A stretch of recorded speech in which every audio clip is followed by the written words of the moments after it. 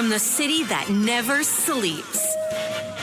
17 miles from Madison Square Garden, New York City. It's America at Night with Rich Valdez, America's favorite late-night talk program, featuring interesting guests from around the world and calls from across America.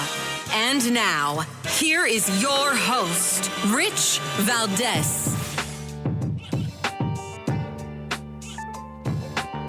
Hi there, good evening, and what's up, America? I am Rich Valdez, Valdez with an S, at Rich Valdez on all of the social media. Welcome to the program. It is the Wednesday night edition of the program, and I'm happy to be with you guys.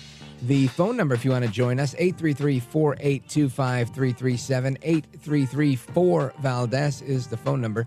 I encourage you to call in on whatever we're talking about, and of course, hour number 3, Open Phone America. And there's a bunch of stories out there today. We're going to get into as many of them as God allows in the next 3 hours. I'm with you till 1 a.m. tonight, so make yourself comfortable.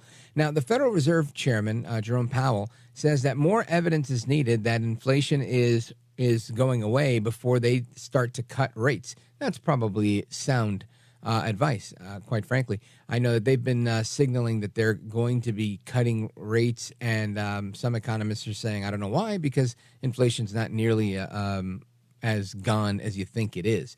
So do we see a rate cut anytime soon? I don't know. I'm going to probably take a guess here and say I doubt it.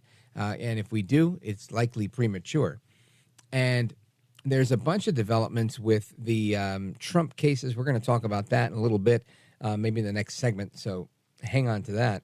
There's a poll, Wall Street Journal poll, that says that Trump will beat Biden in 6 of 7 swing states.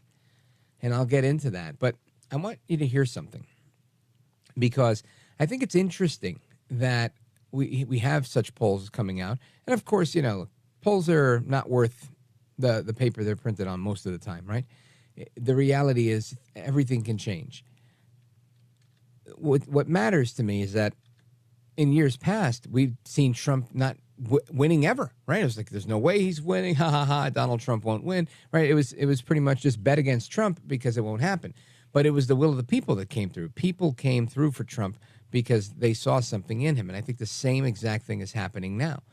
And when you have a situation like that, it's just stark, right? It's just a very stark scenario. The former, I guess, what's his role? Pollster, strategist, James Carville, big Democrat, the Ragin' Cajun. He's from the South, and he advised President Clinton for many years, very famously. He was on social media, and he says that Democrats are losing black voters, minority men in particular, men of color, if you will, not just black men, but Hispanic men as well. And I want you to listen to this. I've been very vocal about this. It's horrifying. Our numbers among younger voters,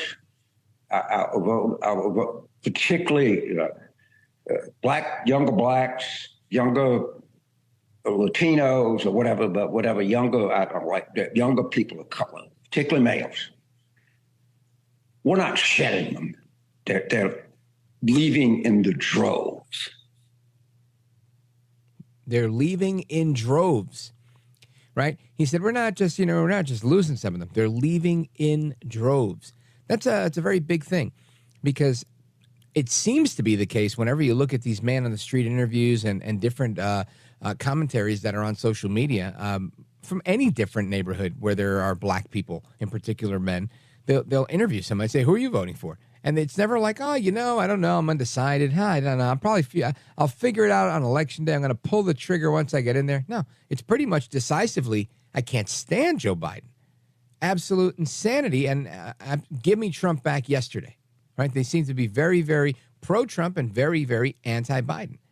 And there is one voter in Iowa that I think told MSNBC perfectly. Listen to this. So when Trump is facing all these things, he's doing it for us in our place. So now it's up to us to feel what he feels as well. We represent him in our localities. When they are indicting him, we are being indicted. When they talk negative about him, they're talking negative about us. There you have it. And I think that is the sentiment that most people feel. They realize, you know what? If you can take a billionaire from New York, a guy who's been just a friend to Black America his whole career, you know, whether it was giving the award to Rosa Parks, whether it was his longtime association promoting fights for Mike Tyson with Don King, you name it, all of the association he had with different rappers. There were so many interactions of Donald Trump and so many people of color. And all of a sudden now they say he's the biggest racist ever. Anybody who's a New Yorker and grew up watching this guy like I did, they'll tell you, bravo, Sierra, that's BS. There's no way that's true. Anyway, this new poll, Wall Street Journal poll, shows former President Donald Trump leading President Joe Biden in 6 of the 7 most competitive states in the 2024 election. The poll finds that voter dissatisfaction with the national economy and serious doubt about whether Biden's capabilities and his ability to perform his job were the main contributors of the lead that Trump has. According to the poll, Trump is leading between 2 and 8 percentage points in 6 different states. In Michigan, Georgia, Nevada, Pennsylvania, North Carolina, and Arizona. We're going to talk about Arizona a little bit more in the next segment when we talk about all these legal cases. And this is a ballot that they're polling on that includes third-party and independent candidates. Only in Wisconsin does Biden hold a lead over Trump. And again, this is, you know, a day or two old. So, you know, there was a rally in Wisconsin last night, and we often see Trump do very well with voters after he's actually been there and pressed the flesh. Interesting, right? So you've got Biden now in Wisconsin leading by 3 points, and the third-party independent candidates are factored in. Trump and Biden are tied head-to-head when you include, you know, RFK and the rest of those people. And again, I'm just going to say, I don't know if it happens or not, but just imagine a Trump RFK ticket, right? Wouldn't that be crazy? I don't know if that would help him or hurt him. I think it would hurt him, but there's a lot of people that might like that. That you'd say, oh, yeah, that's cool. Because I think there's a lot of Democrats that support Trump, probably an equal split. Because I think a lot of Trumpers are actually just former Democrats, at least many of the ones I know. Oftentimes they'll say, yeah, I voted for Obama twice. That's why Trump has to win, right? They feel guilty about their voting record. Anyway, Biden won Pennsylvania the last go-around, Michigan and Wisconsin in 2020. And none of those look like they're going for Biden except for Wisconsin this go-round. And again, only by points. It's a statistical matchup between the two of them. So does Trump take it? I don't know. I think a lot of this has to do with these cases, right? Every day we see something new. You've got Andrew Weissman, the attorney for the FBI that tried to, the Enron prosecutor, that tried to malign Trump and say that, you know, the only reason he's doing okay right now is because they're just trying to be ultra fair with him. Yeah, I got the clip of it. Wait till you hear what he has to say. Plus, we're going to get into some analysis on the Jack Smith case and what's going on, why they're trying to trash this judge, the one judge that seems to be sensible in these cases. We're going to get to all of that and more. Plus, your calls, 833-482-5337, 833-4-VALDEZ. This is America at Night with Rich Valdez.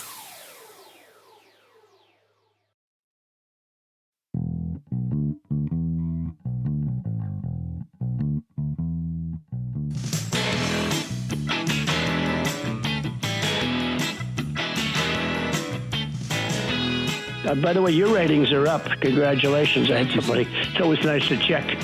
I like to see, even if they're friends, I like to see how are they doing. Are people listening, right? That's but right. You're doing great. America at Night with Rich Valdez. I really think this is a situation where you have so many people bending over backwards, giving the former president the benefit of the doubt over and over again. And I think that is sort of the road to hell.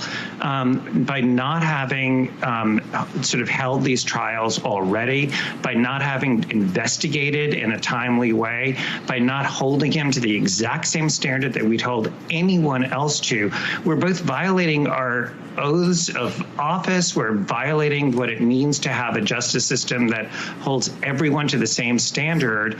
And it really, I know it a lot of times it's born out of trying to be ultra fair, but it's leading to really like beyond two systems of justice. It's a unique system of justice for Donald Trump, which is not constant with what it means to have a democracy. And we may find ourselves without a democracy if we don't sort of wise up and hold him to the same standard that we do everyone else who has ever been treated that way in all of the criminal cases I've ever done in my entire life. That's Andrew Weissman. He's on MSNBC. Now, you remember he's an attorney that likely should be prosecuted for being a criminal for so much of what he's done, from Russian collusion to Enron to so many things that have been questionable in his career. But he says that Trump is being treated, quote, ultra fair by the legal system, and that nobody else would get such ultra fair treatment. That in and of itself, I think, disqualifies him. But this is the case. And of course, they're coming after them being Andrew Weissman and the prosecutor, Jack Smith, coming after this Judge Cannon, saying that she's no good. They don't like what's going on. They're asking for all sorts of things in these cases. And it's just very interesting to see how this is unraveling. A lot of talk about this today. Some people are saying the 11th Circuit is going to remove Judge Cannon because she's, appointed by Trump, which, again, is not something that we typically see or hear happening. So I wanted to get into a little bit of this with a former prosecutor, Abe Hamadeh. He's been a guest on this show before.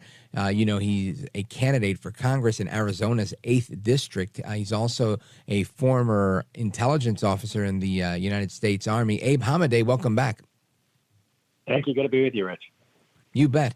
So this story in particular here, I find interesting. There's a few, right? You've got the 11th Circuit saying they're going to get rid of her. You've got the special counsel blasting the judge with the request in the documents case.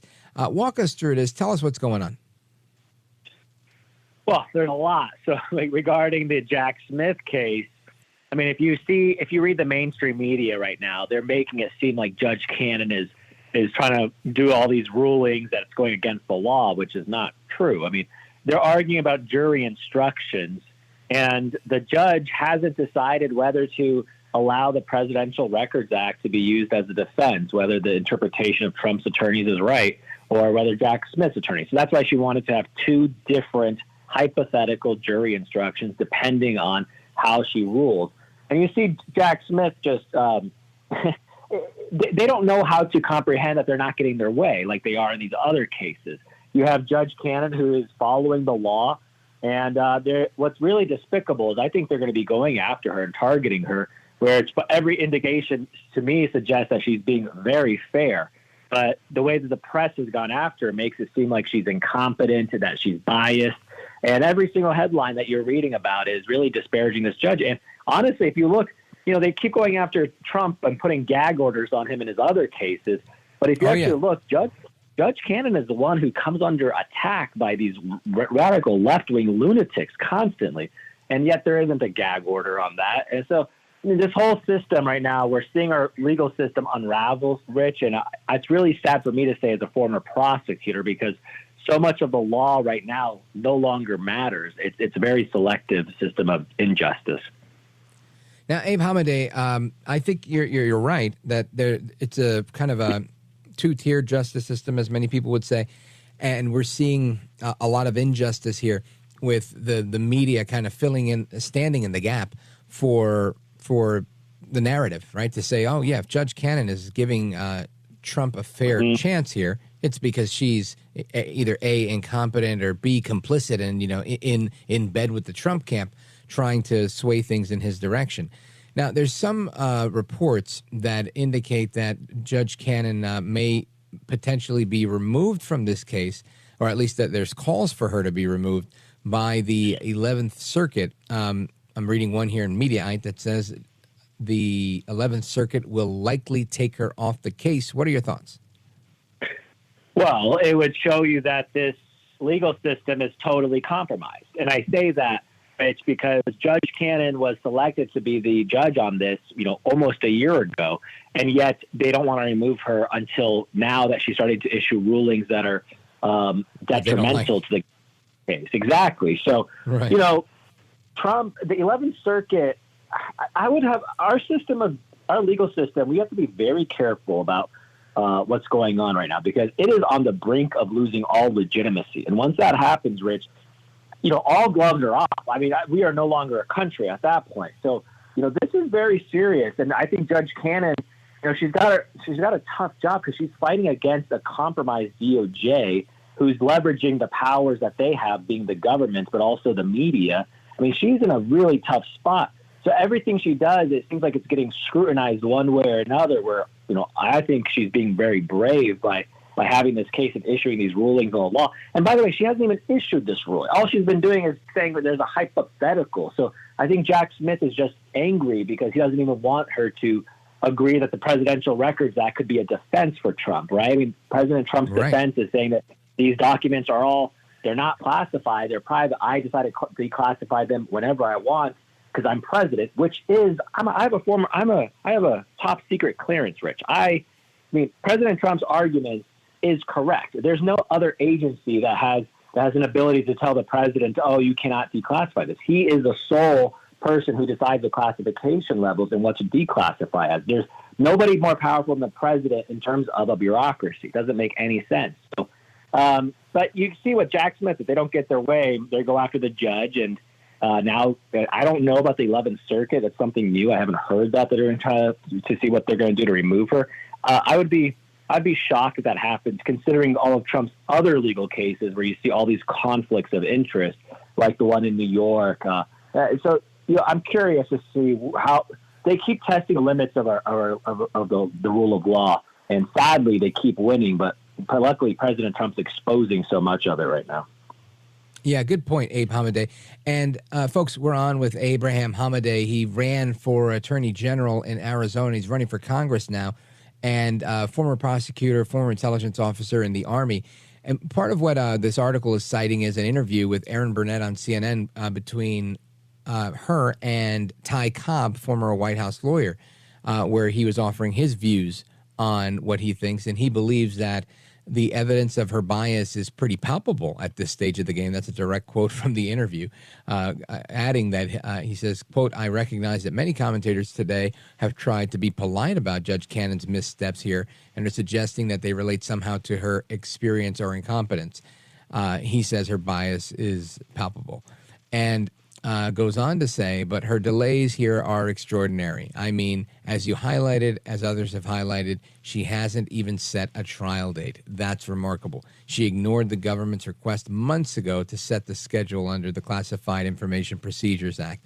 And he goes on and on and on to say that she's, basically in the tank for Trump. How do you react to that? 30 seconds. Well, it's everything. Everything is wrong. It's all narrative. It's all media driven. But no, there was a trial date. It was May 20th, and it got pushed back. Jack Smith tried to rush this trial in during the middle of an election season. They know President Trump is the odds-on favorite to win. This is election interference at the worst of levels. So we have to be really cautious about what's happening. Folks, we're on with Abe Hamadeh, former prosecutor, former Army intelligence officer, and current candidate for the 8th District in Arizona for a congressional seat. We're coming right back with him. Your calls and more. 833-482-5337. 833-4-Valdez. Don't move a muscle. We're coming right back with Abe Hamadeh.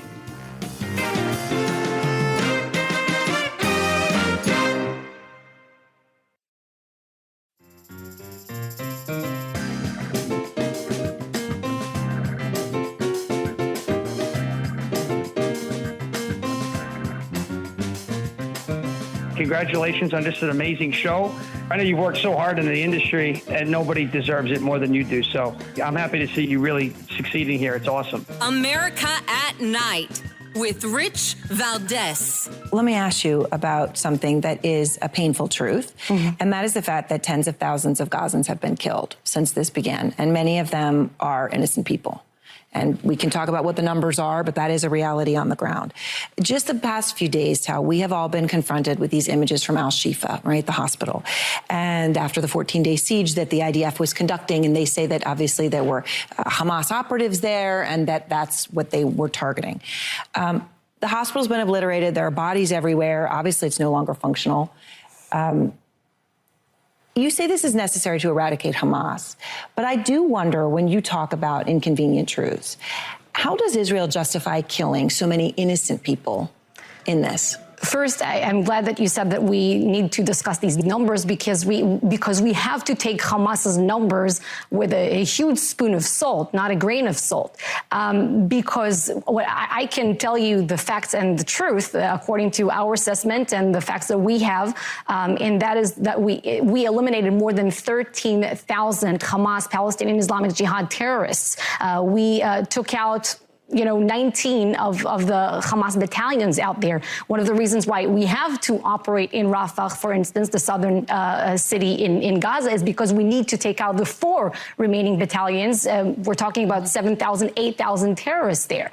So the reason why we have to eradicate Hamas, and you also brought up this point, is because you and I don't want to sit here in 6 months, a year, 2 years, and have this conversation again.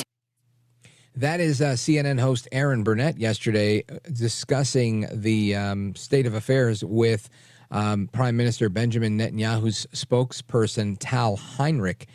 And you heard the exchange with CNN saying, you're killing innocent people, and Ms. Heinrich saying, no, we're killing terrorists. Abe Hamadeh is our guest. He's a former intelligence officer in the United States Army, former prosecutor, and a candidate for the House of Representatives in Arizona's 8th District. Abe, when you hear this exchange, how do you react to that?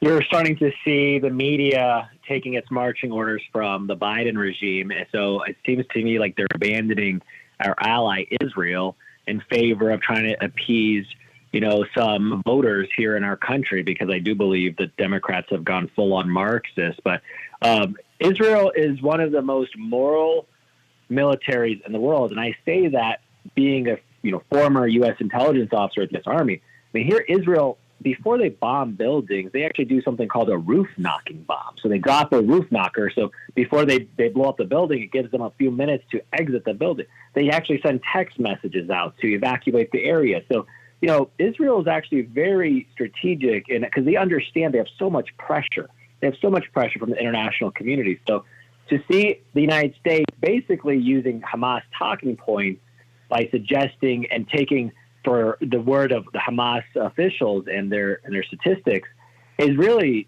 scary, because Israel right now, the whole world is left them and is targeting them right now and abandoned them. So it's scary that the United States is willing to do it the same way as well. But the CNN, the media, we've never seen this before. Israel is in the toughest situation it's ever been.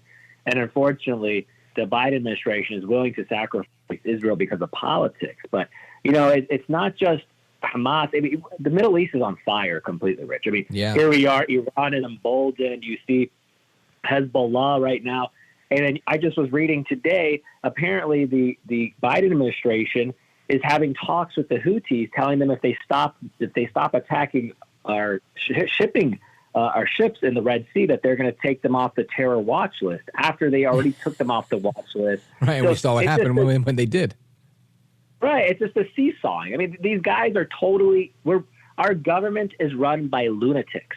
They're run by incompetent lunatics right now. They have pink hair, purple hair. They don't know what gender they are. I mean, this is very scary, the United States, diplomatically. I mean, this is why, no wonder why our border is wide open. You have 10 million people coming across. No wonder why we're on the brink of World War III. No wonder why we're abandoning Israel.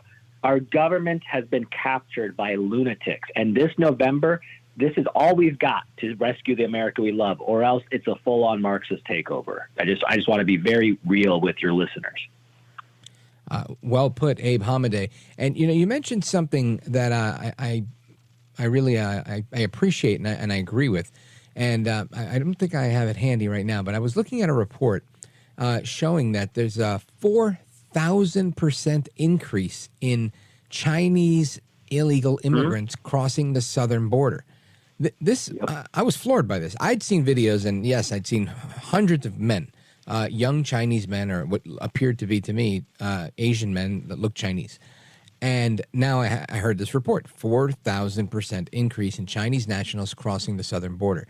This to me is bonkers, right? Like, I mean, I'd never seen such a thing, right? I remember arguing with people in my family who told me, you got to be careful because the Chinese will come here and they, you know, they'll attack. They'll attack through the case they were making at the time was that they're going to attack through California. They're going to attack through New York. And I was like, I don't see a future. And this was like 2 or 3 years ago.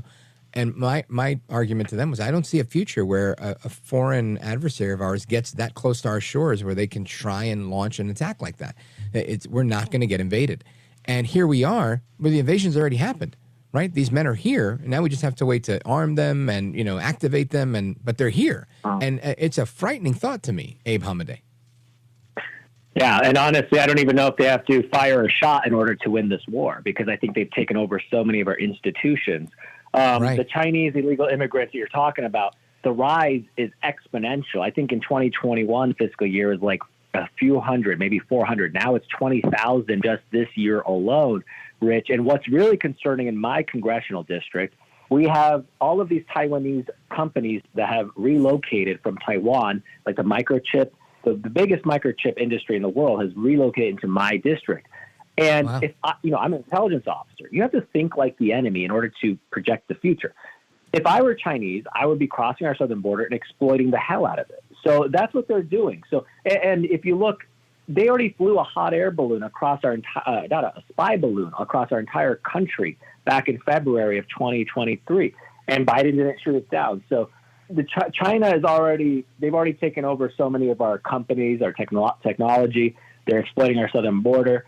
And this administration is completely, I think if you look at the business dealings with Hunter, they're very intertwined. And China, in my opinion, needs to be held accountable for bringing the scorn of fentanyl that's ravaging so much of our communities. Because remember, China is the one that ships that fentanyl to the drug cartels in Mexico, and that comes across our southern border. We need to label the drug cartels as terrorist organizations, and that's what I look forward to doing when I'm in Congress.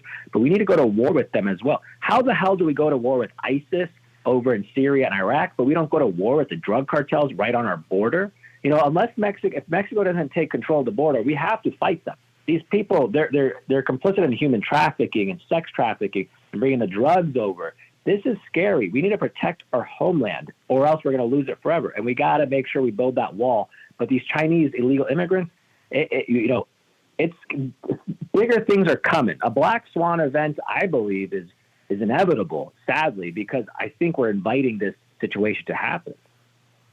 That's a scary statement, and you're not the only one making that statement, and that's what makes it even scarier. The fact that we have a former intelligence officer telling us that we're potentially looking at a black swan event, and I think that's not acceptable. But yet, it seems like the White House thinks it's acceptable. The majority that we have in the Senate also thinks that that's acceptable, and we've got voters across the country that are okay with this type of thing. Abe Hamadeh, what do you think is it going to take to stop these things from happening? It's going to take all of us who are your listeners, all of us America First Republicans, to understand that, it's always darkest before dawn. And, our country needs us now more than ever. We are witnessing a 1776 type of movement, whether our country will exist as the United States of America that's free and that believes in so many of the values that have built our country, or whether we're going to go on a full Marxist takeover where the rule of law is weaponized against political opponents. We are at that critical junction. We need to make sure that nobody gets black-pilled, when people say they give up on the voting process. Believe me, I had my race stolen by 280 votes out of 2.5 million. I've been fighting it in the lawsuits in the courts. And I know I just got sanctioned this week, Rich. But I'm doing this because I'm exposing the system for what it is, because in order to fight back, we have to understand what we're dealing with. It's death by 1,000 cuts, what these Marxists are doing. The most unfortunate thing is we have to fight these Republican backstabbers who are getting in our way of us actually fighting the enemy, which is these Marxist Democrats. But I want us to understand that we have to get President Trump elected, because if that man does not win, I I don't know how our country can survive, truly. So we can't make people discouraged because they want us to give up. That's what they want us to do. They want us to give up on the voting process. I know more than most that our voting process is compromised, but there is still hope. Or else Kerry Lake and I wouldn't have won our primaries, for instance. These races wouldn't be so tight. It's really close. They are scared about RFK Jr. They're scared about the Green Party right now. There's a mutiny going on the Democrats. Trump is winning over Black Americans, Hispanic Americans. We are winning, but we have to be happy warriors. That's always my theme. We have to smile because you are the best warrior when you're fighting for something you love. We love our country, and we're not going to let these evil villains destroy it. So we have to take them out once and for all this November. Amen to that. Abe Hamadeh, very quickly, let everybody know how they can help you with your campaign. Absolutely. They can go to abeforaz.com, abeforaz.com, and I would appreciate all the support because I'm going up against quite the machine here in Arizona, but we got them on the run, Rich. Abe Hamadeh, you're a gentleman, a scholar, and a patriot. You've got my vote, although I don't live there, but by Democrat standards, I'll be able to vote by mail. And we've got your back, my brother. Thanks for being with us tonight. Thank you, Rich. You bet. All right, folks, are coming right back with your calls and more. 833-482-5337, 833-4-VALDEZ. This is America at Night with Rich Valdez. Call now, 833-4-VALDEZ. That's 833-482-5337, 833-4-VALDEZ. That's Valdez with an S.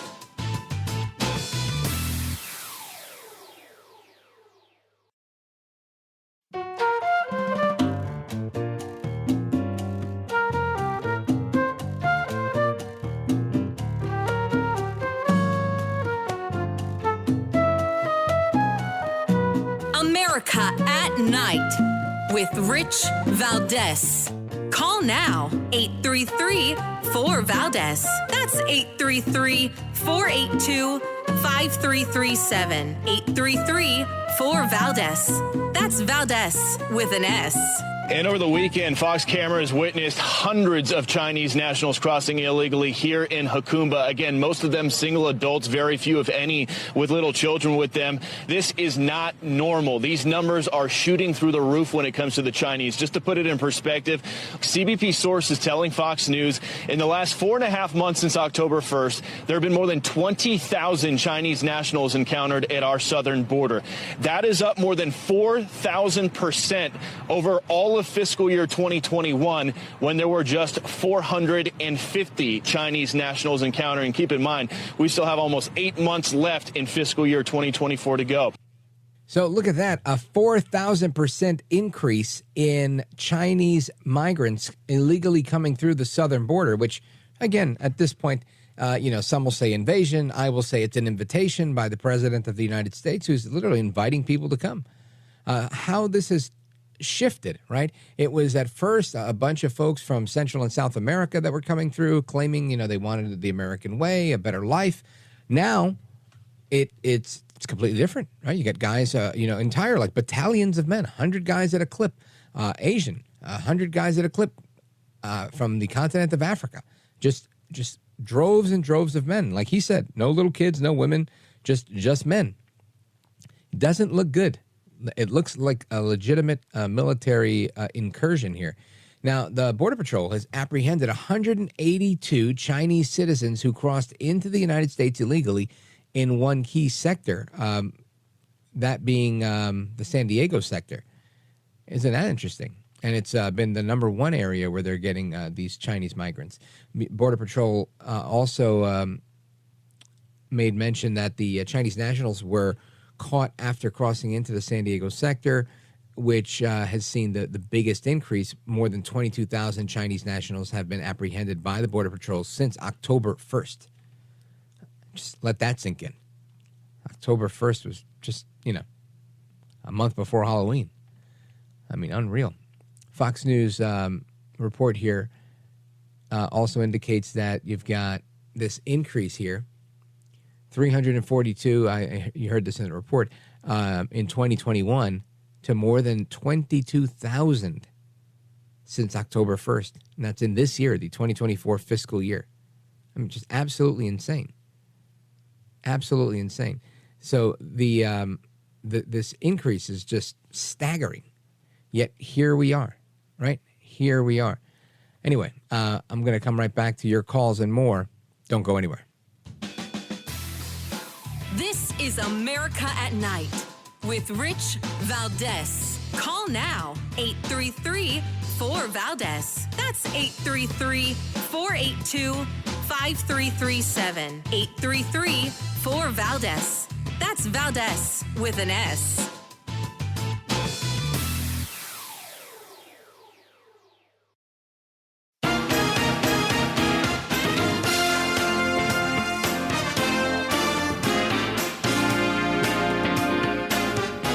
Mr. Valdez, you have one of the greatest shows that radio's ever had. America at Night with Rich Valdez.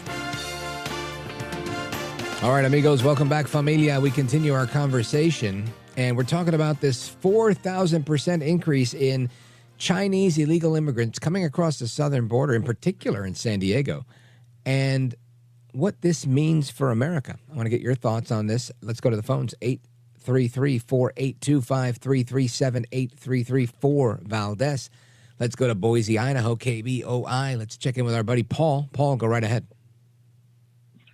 Thanks, Rich, for taking my call. Yeah, Yes, I sir. think it's kind of obvious. You know, Joe, I believe, is kind of the CFO of China. He is in total cahoots with the Xi Jinping, and I think that he wants our complete demise. That's my feeling. That's my gut feeling I get watching these nefarious people coming over the borders that has nothing but absolute hate for us. And there's no other reason for it. Why would they be doing that? Yeah, I'm with you. I mean, I tend to be unable to process that stuff sometimes because there's so many crazy reasons. Right. I mean, you're talking about Iran and all his proxies fighting against Israel and having Hamas right on their doorstep, and on the other side is Hamas, or not Hamas, but Hezbollah. I mean, it's like they're using these wars as a complete deflectionary process for us, so we don't think about what's really happening here on our shores.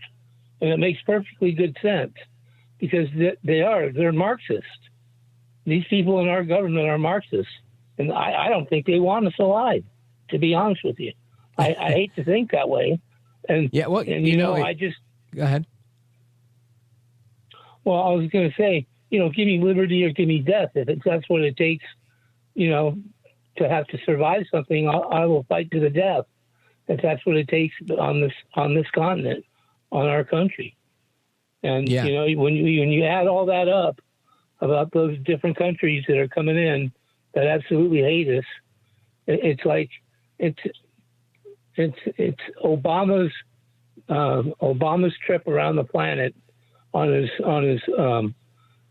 tour when he gave up his dignity and everything else and did the apology tour. Yeah, well, I think you're spot on with some of this. I don't know that they don't want us alive. I think they don't care if we're dead. That's for sure. And the other part of it is, I mean, for Marxists to really do what they do and do it well, they need a permanent underclass, right? Because Marx created the class structure, and as long as you have a permanent underclass, you can have someone to do your bidding, someone to live in that permanent poverty, where you can have others that can kind of skim the cream off the top and live like fat cats as part of the ruling class, the bourgeoisie. And that's what's happening in America. Little by little, the elimination of the middle income earners, which the Marxists would call the middle class, have disappeared. And we're going to get into a conversation on that. We started a little bit of it last week with Batya from Newsweek. And I asked her to come back because I want to get into the rest of her book. So stick with us, folks. We're going to come right back and discuss that straight ahead. Hour number 2. Don't go anywhere. I'm Rich Valdez.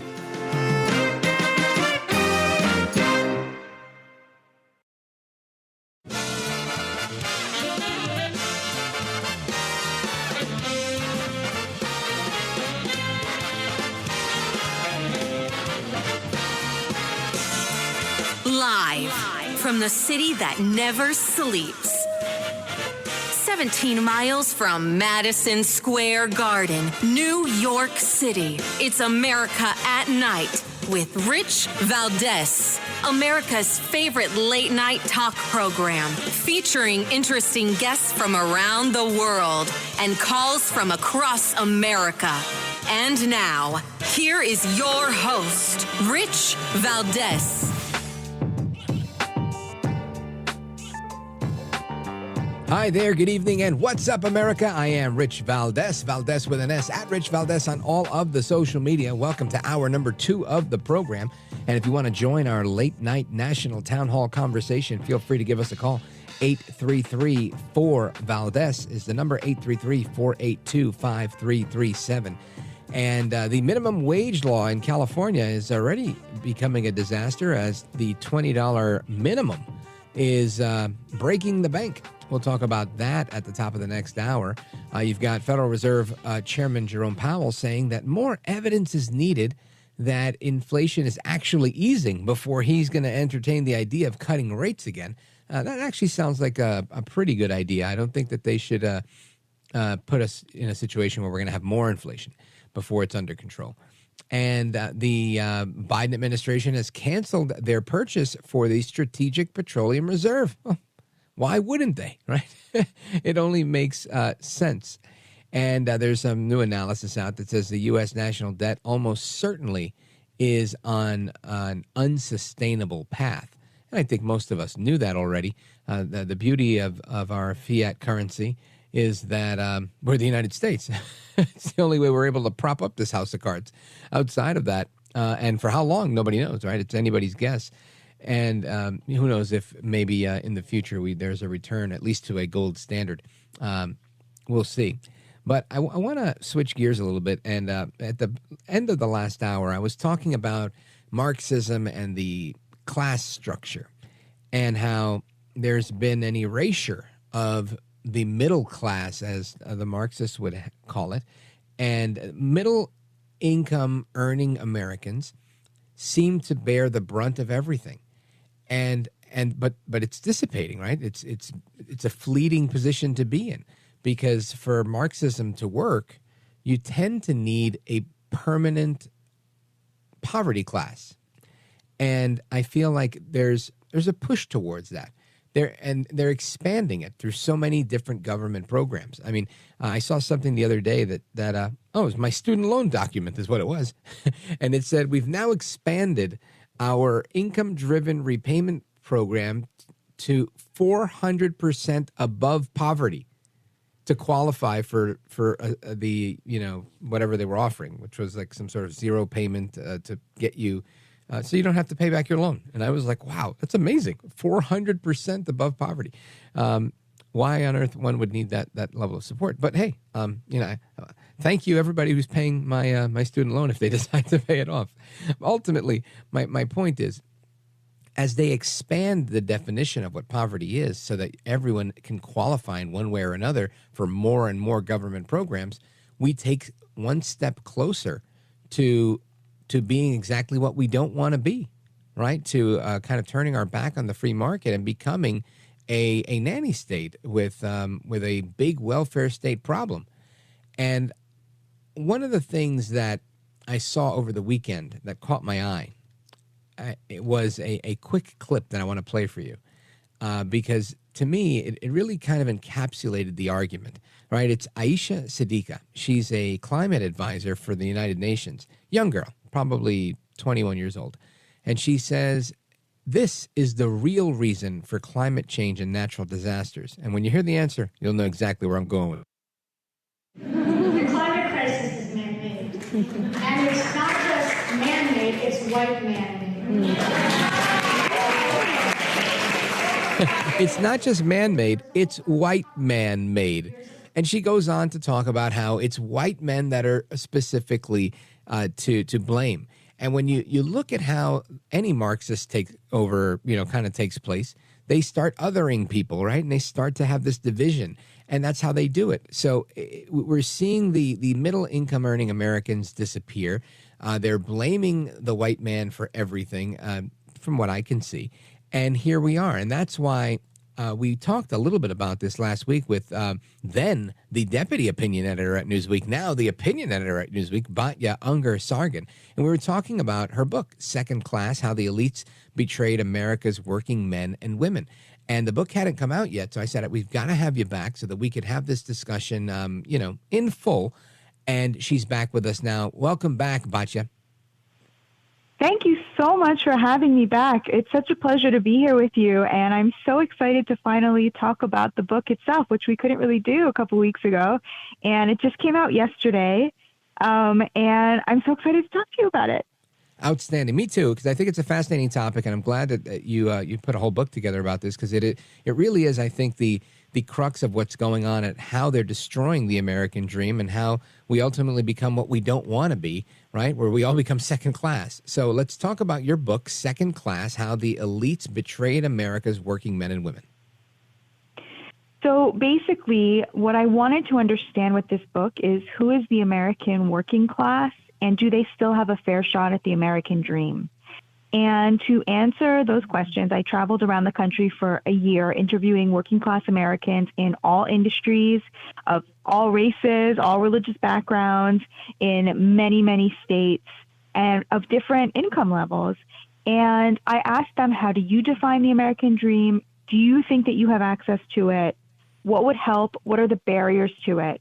And so I chose the most representative and most charismatic and interesting people that I met, and I profiled them in the first half of the book to hear about their struggles and their triumphs. And then in the second half of the book, I went to the experts to try to see, are there solutions out there to exactly what you're describing, Rich, the middle class crunch, the simple disappearance of the middle class. How do we get more working class people the American dream? How do we get more working class people a middle class life? And then I took those solutions from the experts back to the people I'd interviewed to say, do you like this idea? Do you like that idea? Would this help you? Would that help you? And they, of course, improved on all of the ideas. And that's the second half of the book. It's a fascinating concept, and I love it. And did you find in all of your research that what was to blame for all of this was white men? Was that the conclusion you came up with? It's so funny that you said that about climate change specifically, because, of course, the biggest polluters are India and China, where there aren't really a lot of white men. Right. Well, I find that that's the bad guy for everything is the white men.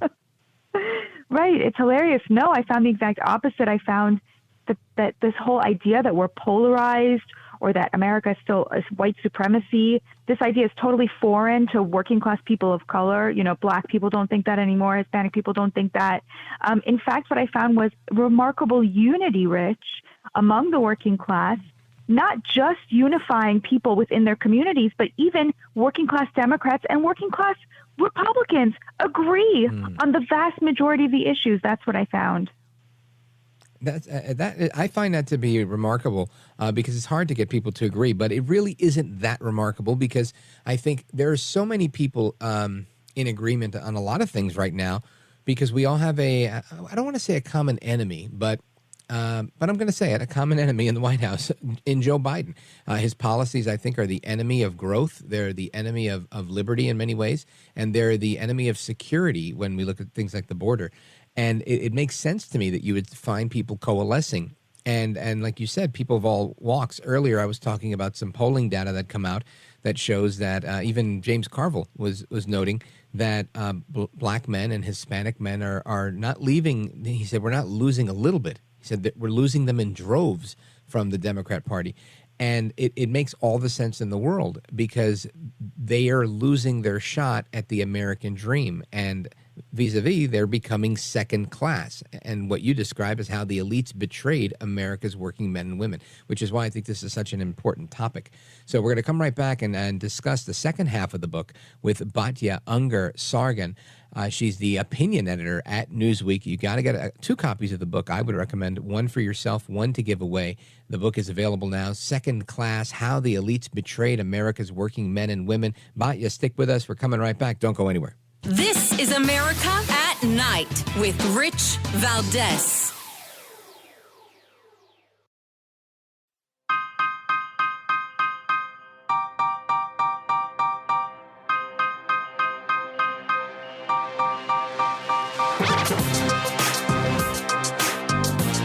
terrific call screener, who is a budding radio star, by the way. Richie Valdez is terrific. This is America at Night with Rich Valdez. All right, amigos, welcome back, familia. We continue our discussion on what is going on in America and the discussion of the book, Second Class, How the Elite Betrayed America's Working Men and Women. The author is Batya Ungar-Sargon. She is the opinion editor at Newsweek, and she's written this book, Second Class. I think it's a terrific book, a great topic that we have to dig into, and we're going to continue that discussion now. Batya, you talked about the first half of the book and how you chronicled certain people that highlighted some of the information that you gathered when you were doing the research for the book. And if you want to add to that, that's fine. We have a good amount of time in our segment for you to add to it. But if you are comfortable, I want to also learn about the second part of the book. The floor is yours. Yes, absolutely. So what I found were the major impediments to the American dream for many, many working class people, whether they were white, black, Hispanic, whether they were Democrats or Republicans. They by and large agreed, first of all, about a host of political issues, from abortion to guns to immigration. I mean, the idea of polarization, it's a totally elite phenomenon. It's just a myth. This country is not polarized at all. So you take something like abortion, which looks like it's a polarizing issue. The vast majority of women that I interviewed in the book said, I am against abortion. I would never get one, but I certainly don't want the government deciding that decision for another woman because I'm not going to judge her. That's the American working class. That's how they think. They're deeply tolerant. A lot of people are religious. They have very strong values, and they are so not judgmental. And that kind of ideology really ran through a lot of the interviews. I found that people agreed that we should have something close to a total moratorium on immigration, but also something like government-backed health care, something where a person who works their entire life in back-breaking labor doesn't have to break the bank in order to see a doctor. I heard that from conservatives. I heard that from Trump voters. And, the Democratic voters I spoke to agreed about immigration. Isn't that amazing? Yeah. So neither party is really representing where 80% of Americans are holding in terms of ideas, in terms of politics. I'll tell you the things that they would most like to see that would help them to achieve the American dream. Number one, controlling the border, controlling mass migration, ending the flow of cheap labor, millions and millions of people fleeing failed socialist countries coming here to achieve the American dream when they can't. That's a number one issue for them. Number two, vocational training. Thanks to President Obama, that was just eliminated from schools. And we have such a dearth of skilled tradesfolk, and that is a job that secures the American dream for a working class person. Degree requirements for jobs that don't require college skills. I mean, it's insane. How many jobs say, oh, you need a BA to apply for this job? And meanwhile, people are learning nothing in college, and yet a working class person can't apply for that job. People felt keenly the shortage of housing. A lot of people can't afford housing. Ironically, Rich, this is a problem for working class people living in blue states, but not so much in red states, where housing is still affordable across much of the country. So I would say the American dream is much more alive in red America than it is in blue America. That's for sure, at least when you're talking about housing. And then people talked a lot about the struggle to get adequate health care. So those were the top issues. And I will say this may be controversial for, a conservative show, but, if the Republicans want to keep Trump voters after Trump is let's say he wins in 4 years, if they want to keep those voters, if they came up with a healthy way of addressing the healthcare problems in this country, a market-driven way to take on the mobsters in big pharma and in the insurance companies, then the Republicans would have a reigning majority. They would have the working class coalition that the Democrats always pretended they had and don't have anymore. They would be unstoppable because they already have the immigration piece. They already care about, skilled trades folks. They already give working class people dignity and agree with their values on social issues. If they could figure that out, the Democrats would literally have nothing left. That's my message, I would say, to anybody who's listening out there who wants Republicans to win, because they're doing so well on so many fronts. Fascinating. It really is, because you tend to get caught up in the divides, right? In the areas where there's difference of opinion, not so much in the areas where there's consensus. And all of that makes sense to me. Now, you mentioned there was some consensus around guns. What did you find around on that topic?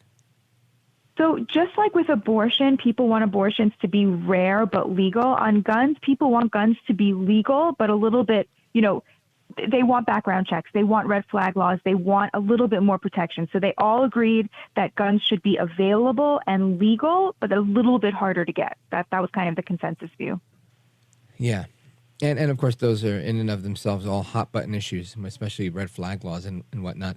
But it is interesting. And I agree with you. I do agree that most people, and I only agree because of myself, right? I meet people and I go places, and sometimes people are like, "Oh yeah, I like your show," and then there's other times where people are like, "Oh yeah, you're one of them," and they treat you like a science project. And they're like, "Yeah, well, what do you think about whatever?" And they start like grilling you, and it's fascinating, right? And I feel like a lab rat.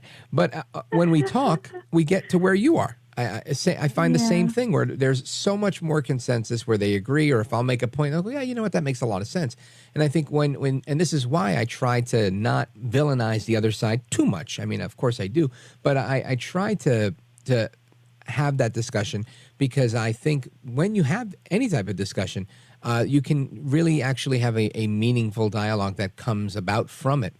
And it stems from that place where you have landed, where there's more consensus than there isn't. Folks, we're on with Batya. She is the opinion editor at Newsweek, Batya Ungar-Sargon, and she is the author of Second Class: How the Elites Betrayed America's Working Men and Women. Now, we have about a minute and a half or so remaining in the segment, and I want to make sure that the folks that are listening, really, I want you to have an opportunity to impress upon them why they should pick up a copy of the book, and what's your takeaway for people that read this book? What's your hope that they'll take from it? My hope is that they will once again appreciate the dignity that working class Americans bring to their lives and to their jobs. If a listener is a college-educated person, they should buy this book to learn how the other half lives, because there is a class divide in this country that separates the working class from the college-educated elites. We have silenced the working class, and I want the college-educated to have to hear these people in their own words what their lives are like. And if your listener is a working-class person, which I bet you have a lot of working-class listeners, they will see themselves and their lives and their struggles represented in this book, as well as a discussion that respects them and respects their point of view and respects what they are bringing to this country. This country has betrayed them, and I humbly submit before them that we should respect them again. Amen to that. Batya Ungar-Sargon is the opinion editor at Newsweek and the author of the book Second Class: How the Elites Betrayed America's Working Men and Women. Batya, congratulations on your promotion at Newsweek and on the book. Godspeed to you. Thank you so much. God bless you. You bet. Folks, we're coming right back. We continue our discussion straight ahead. Don't go anywhere. I'm Rich Valdez.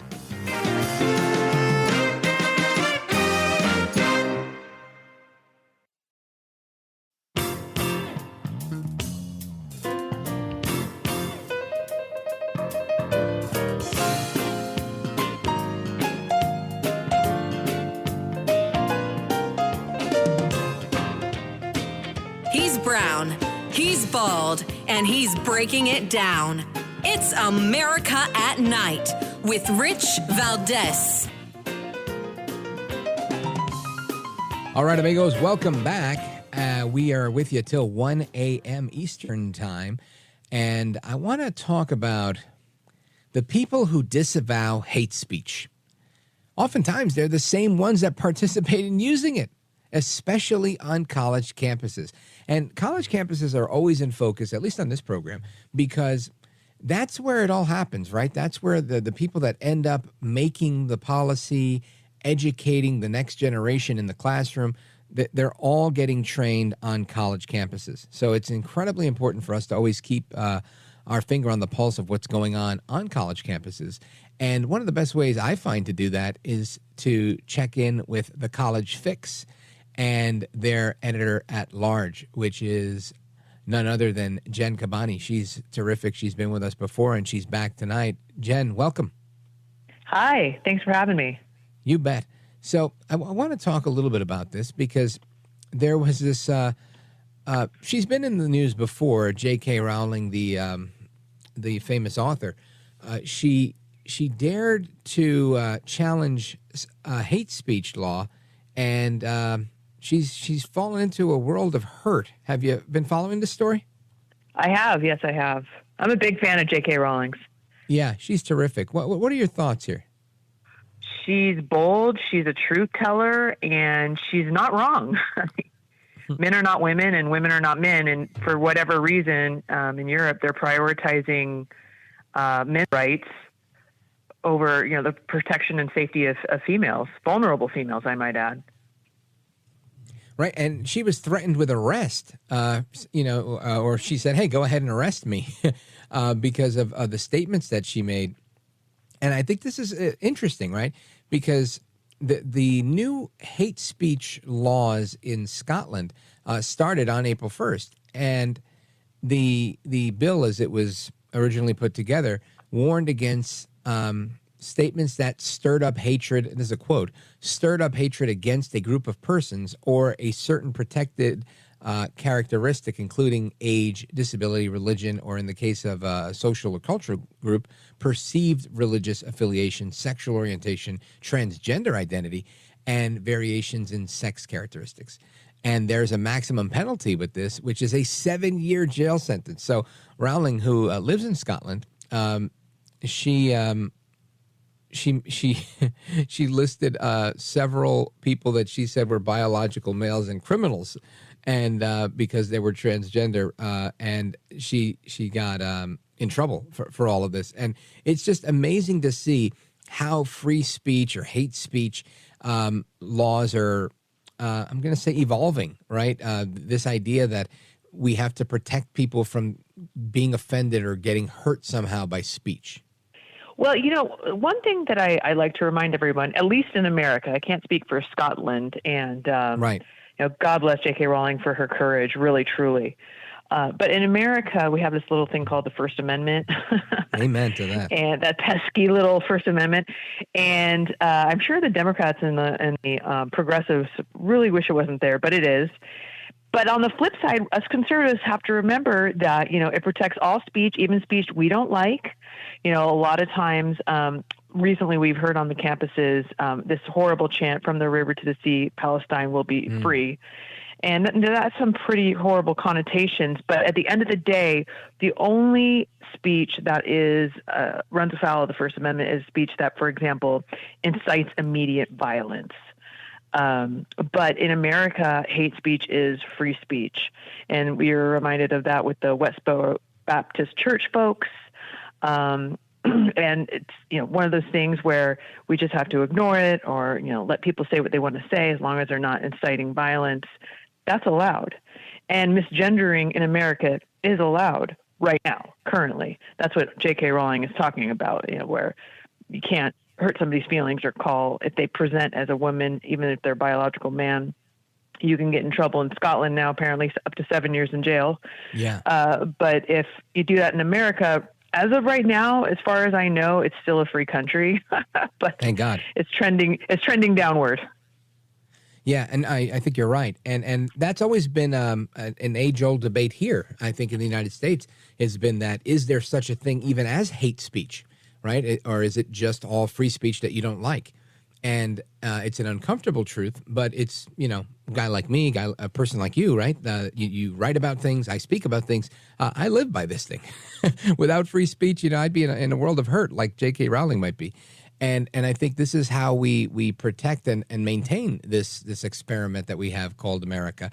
But there, in Canada, I know they've flirted with these things over the years. Even from what I remember, a couple of years back, they kind of banned certain parts of the Bible, saying that they were considered hate speech because they violated the statute on hate speech in Canada. Now we're seeing this in Scotland, and it seems to be a trend where the government is consistently trying to limit speech, which I think in and of itself is alarming. And like you said, it's trending downward. But my thought is, do you think it continues to trend that way, or do you think there's like an awakening of the people saying, you know what, we're more concerned with our liberty and we're going to fight for our ability to protect free speech?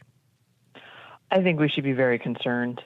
What we're seeing right now is a lot of the ideology on campus, which most young people on campus believe that hate speech is not free speech.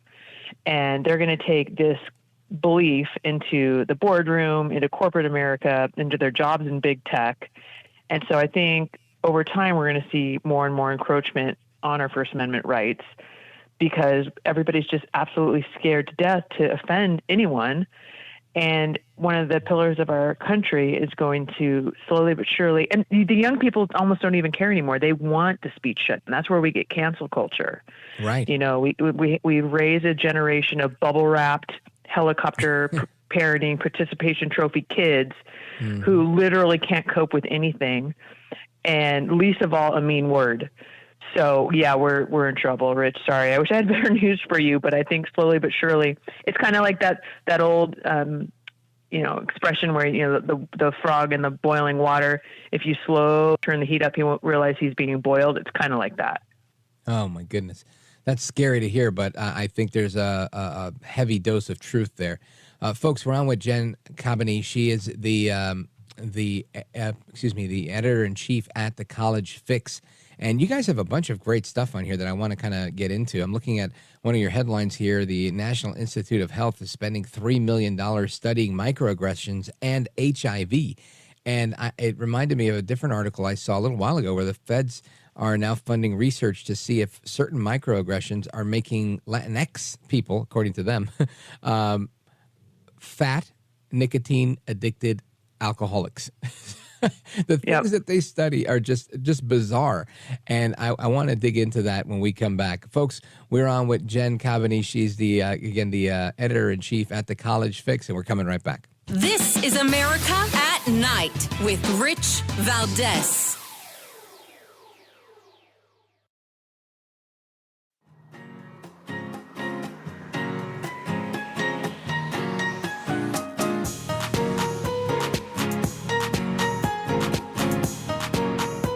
The best guests, the best opinions. This is America at Night with Rich Valdez.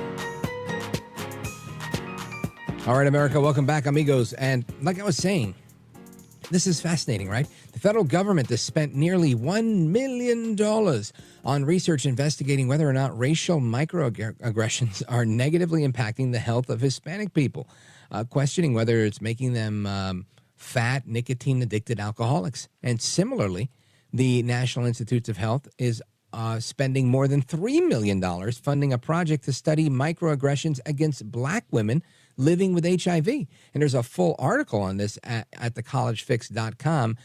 Jen Kabbany is with us. She's our guest, and she's their editor-in-chief. Jen, this stuff blows me away because I think there's so many things we could spend money on, or maybe just not spend money on, and to think that we're spending money on microaggressions amongst minority populations and how it makes a difference either way, it just blows me away. Tell me about this.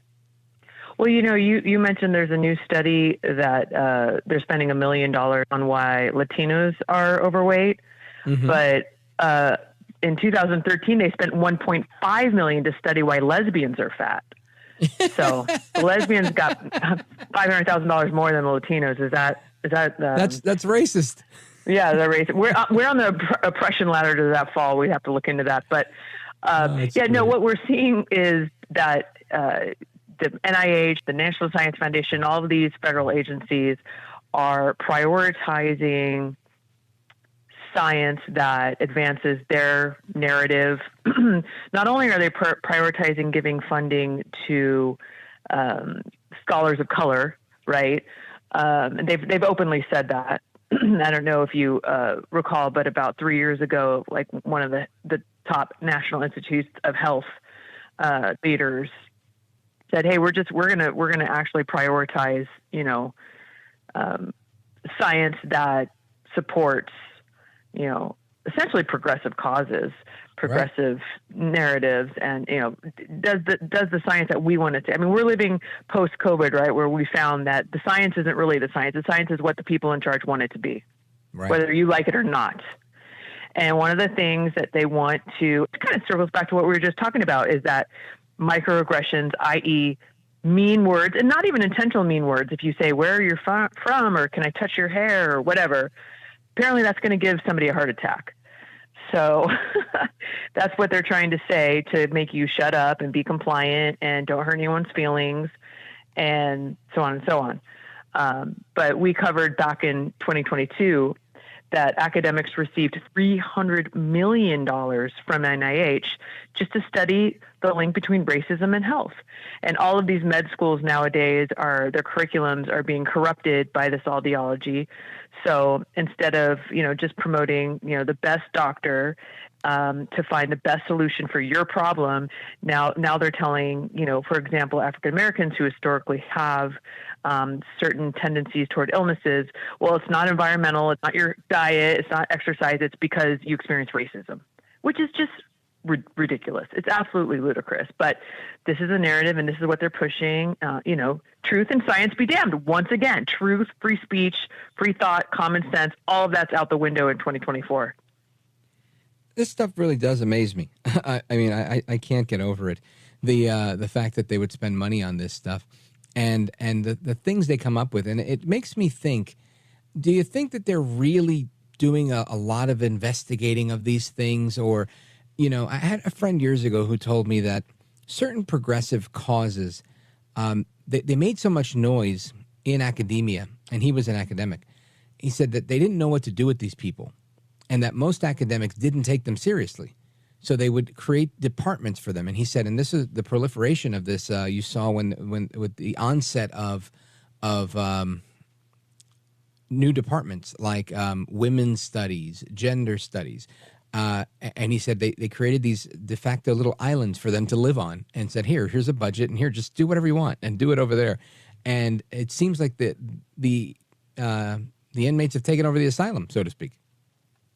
Well, I am going to suggest it's a bit more insidious and nefarious and all that. And that is that the left wisely understands that the battle for the heart and soul and mind of this country, one of the most important battlegrounds, is education, K-12 and college, because our parents, we send our kids off to school. The teachers have them longer than you do, and they actually look at the teachers as like authority figures and believe what they. So if they're only getting one side day in and day out for K-12 plus 4 years, 5 years of college, that's death by 1,000 cuts. They're going to come out and they're going to believe all of this. And then you wonder why, they're 22, they dye their hair purple, they're voting for Biden come November, and they think America's horrible. Right. Well, that's why you got to pay attention to what's going on at these schools, because it's really affecting and destroying the direction of this nation. Parents have got to understand that you can't just let your kids' teachers be their only teachers, because everything is being corrupted, and schooling is one of the major battlegrounds that we have to cede back. We cannot cede any more ground on education. We have got to be proactive and take it back. And you're seeing that. I don't want to completely depress you and your audience. Yeah, that's all right. I live there anyway. Okay. I'm always like, I think we're screwed. Yeah, we are, but we can slow it down a little bit. Like, for example, today, we had a big article about how the University of Texas at Austin has completely defunded all of its DEI programs. I saw that. Yeah, earlier today. Yeah, they fired like 60 DEI staffers. They demoted the DEI deans back to professors. They closed the DEI office, and that's not an outlier. Ben Sass at the University of Florida did that last month. Completely cut all DEI. We've seen bills in Idaho, Ohio, What was Arkansas, their justification for that? Are they doing it because they said it didn't work, or we don't want to do it, or they anti-woke? What was their rationale? Yeah, basically that the DEI narrative, the critical race theory narrative, is a violation of civil rights, because it's teaching that essentially everybody should be racist against white to make up for past racism, right? So it's actually divisive. It's actually a violation of Title VI, where, now it's reverse racism against whites. It, pits people against each other. And so they just basically argued that it wasn't a legal form of spending. It's not a morally good form of spending. And it's shown no improvement. In fact, things are worse than ever. And so for all of those reasons and more, they're getting rid of it, at least in the red states. Outstanding. Jen Kabbany is the editor-in-chief at the College Fix, and we're coming right back. When we come back, I want to jump into something that's on the editor's corner on thecollegefix.com, which says that Saturdays only for people of color at University of California, Berkeley. That's fascinating what we're seeing here. We're going back towards segregation. Folks, we're coming right back with Jen Kabbany. Don't go anywhere.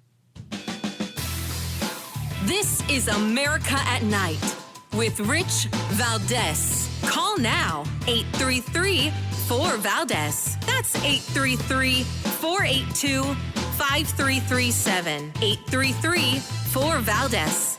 That's Valdez with an S.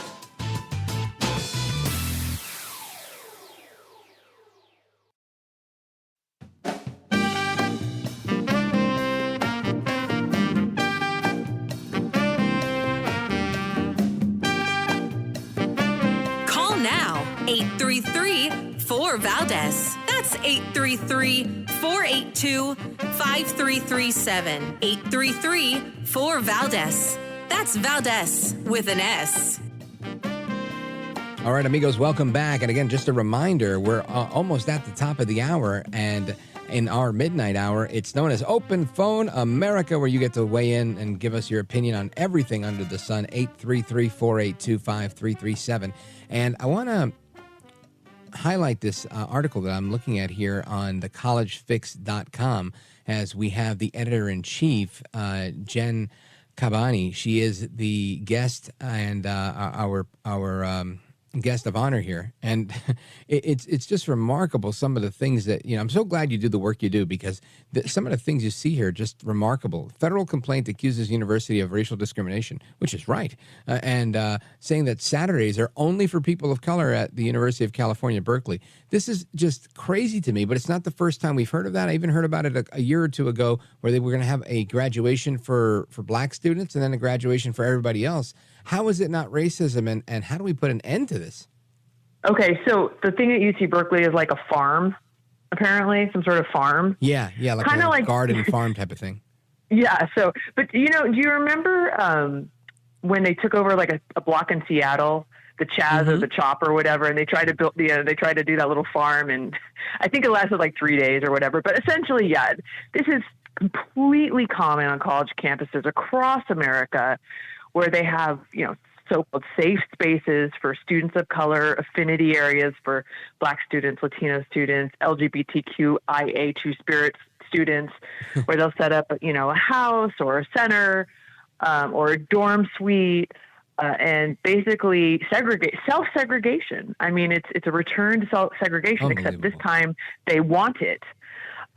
Usually for these graduation ceremonies, they're in addition to the regular main ceremony.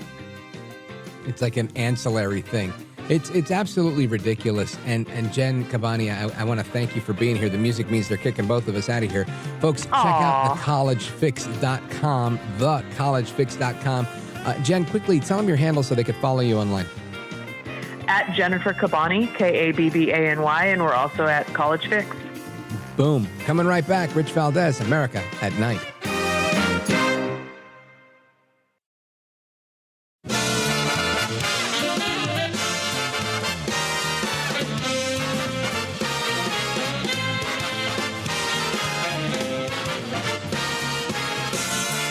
Live from the city that never sleeps. 17 miles from Madison Square Garden, New York City. It's America at Night with Rich Valdez, America's favorite late-night talk program, featuring interesting guests from around the world and calls from across America. And now, here is your host, Rich Valdez.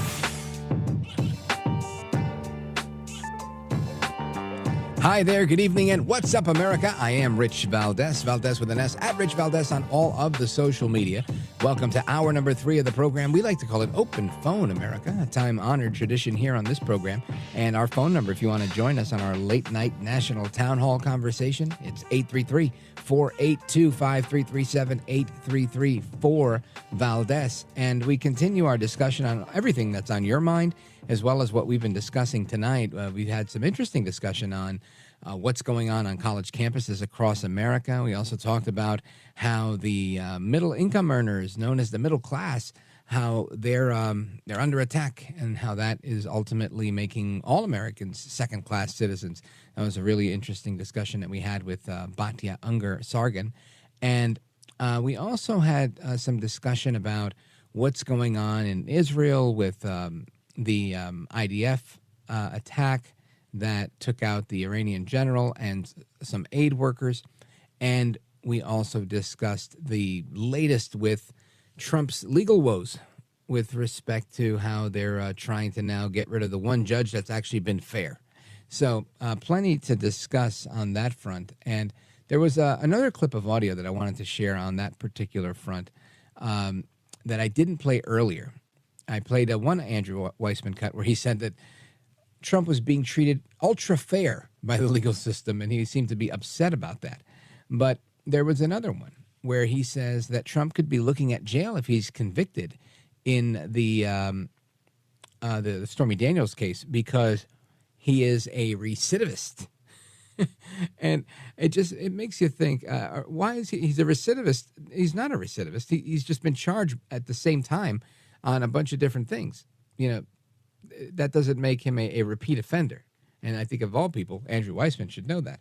But I thought that was pretty funny. Anyway, let me see. And there was also this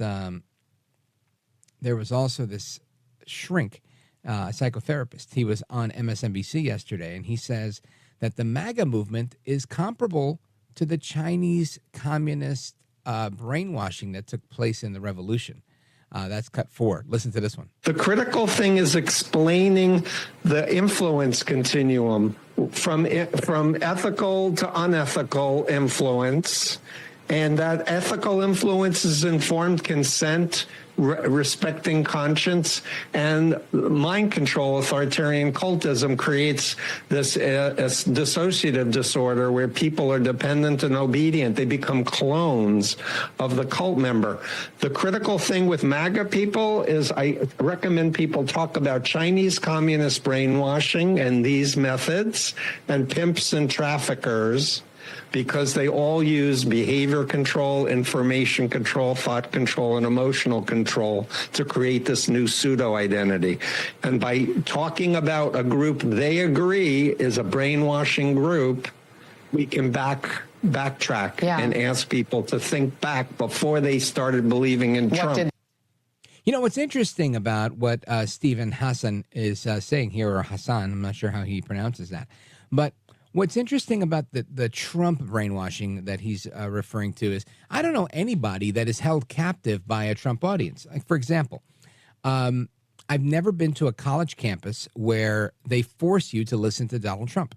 I've never been to a college campus where they force you to read about the Enlightenment, to read Bastiat, or to read Montesquieu, or to read John Locke, or any of the Enlightenment thinkers that informed the thinking of the founders who framed our founding documents. I've never seen anyone force people to be subjected to such a thing. Right now, I have been in an airport where the only channel you get is CNN. I have been on a college campus where they only teach from one perspective.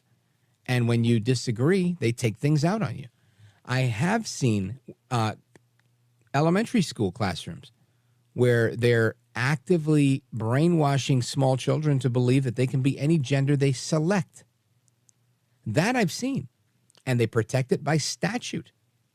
Right? They're changing the rules in order to protect these things. I've never seen anybody change the rules on any large scale to enforce anything that would be considered a conservative idea, right? How many, since Ronald Reagan, you've had conservative candidates running for president saying that they're going to abolish the Department of Education. Yet here we are with the Department of Education alive and well, with billions upon billions of dollars that it manages, because it's in effect a bank that now runs, and that happened under the Obama years.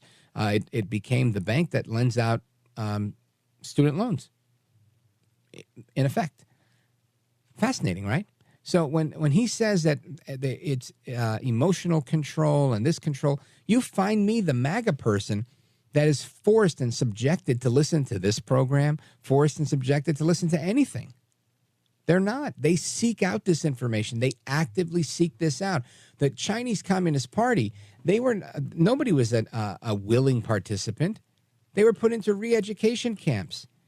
They were forced to learn these things, kind of like many of you that work for large corporations that signed on to diversity, equity, and inclusion measures where they said, if you want to work here, then you're going to have to do the annual blah, blah, blah training where some lady comes out on a video and she's like, hi, and blah, blah, blah, and this and that, and we have to be aware and culturally blah, blah, blah, right? That's all stuff you're forced to do. I've never seen any corporation in America say, we're going to force you to understand that there may be speech that you don't like. No. Because liberty is free. And that's the bottom line. So for this doctor, Stephen Hassan, to make this case that the MAGA movement is similar to the Chinese communist brainwashing, that it's mind control or authoritarian cultism that leads to dissociative disorder, this is stupid, right? I can't think of another word, that we become clones of the cult. How? How, if people are willing participants in this? Right now, I'm not saying you can't be, there's people that join cults, they go to churches, they go to all sorts of different groups that they become inculcated, right? That does happen. And they're willing participants, but there's coercion in most of those situations, right? There's always a cult leader. Donald Trump has never done anything to me to get me to do anything, right? I mean, he makes a commercial every now and again. He'll put out a pair of sneakers. He puts out a trading card, this latest endorsement of a Bible. This is the big deal, right? And they're saying that he's infusing Christianity into his movement. No, Christianity's been infused into American politics since the Goldwater era, as far as I know, and I'm sure way before that, obviously, since the beginning of time. With George Washington's writings, if you read them, they're incredibly Christ-inspired in many ways. But putting all that aside, I'm saying the political aspect of it, with the silent majority, the Christian right, that pre-exists Trump by decades. So there's so much of the nonsense that we hear from these people, but yet they get to go on TV and pontificate, and they don't bring anybody that would challenge them actively. I have guests here that challenge me occasionally, the ones that accept the offer to come on. And if not, we play you the clips of audio where they're saying the challenging statements, and we open the phone lines for people to come and challenge us and have that discussion. But yet, when was the last time you saw, like a Byron Donalds? I saw him on CNN recently, and I was impressed by it. But you don't see him on MSNBC. You don't see Mike Johnson on MSNBC. Why? Why is it that when Donald Trump is speaking on MSNBC, they decide to mute it and say, we're not going to allow him to lie on our airwaves? But yet on Fox News or One American News Network or Newsmax TV, you don't see them saying, oh my gosh, Biden's speaking again. We're going to mute him because, he's telling yet another lie or making yet another gaffe. It's only one side that creates a captive audience. It's only one side that has control over academia. It's only one side that is in the classroom with your children. It's only one side that powerfully controls unions. It's only one side that's forcing people into diversity, equity, and inclusion, and using the government to, at least during COVID, to force vaccinations and whatnot. It's only one side that did that used that power to get those things done. So to suggest that it's the MAGA side that is similar to the Chinese brainwashing, I'd say, sir, I think you've been brainwashed by the left. All right, folks, we're coming back to your calls and more straight ahead. Don't go anywhere. This is America at Night with Rich Valdez. Call now, 833-4-VALDEZ. That's 833-482-5790. 833-4-5337. 833-4-VALDEZ. That's Valdez with an S.